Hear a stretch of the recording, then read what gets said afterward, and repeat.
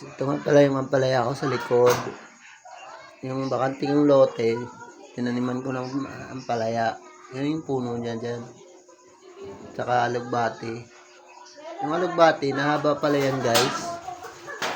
Yan guys, so ang haba. Mga alugbati. Ayan o, sa ibabaw. Nahaba.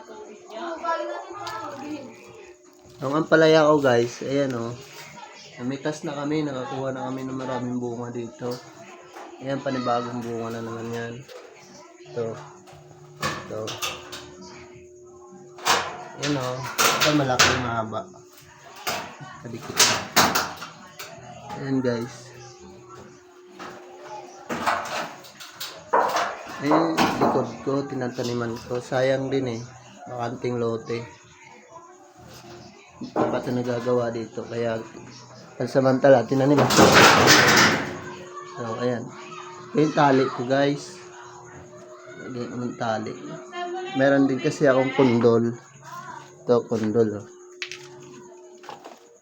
Ito, kundol to guys. Yung bilog, yung wintermelon, kumbaga sa English. Ayan. So, ayan naman palaya ko. Ayan yung bahay ko. Ayan sa loob.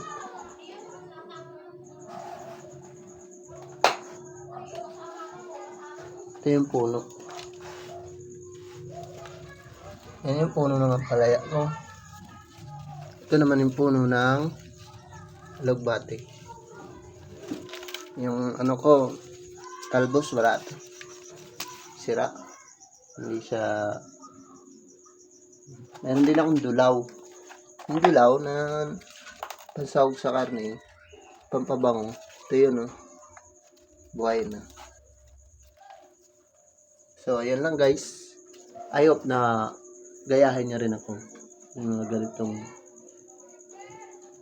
places sa likod. Yan lang. Bye bye guys.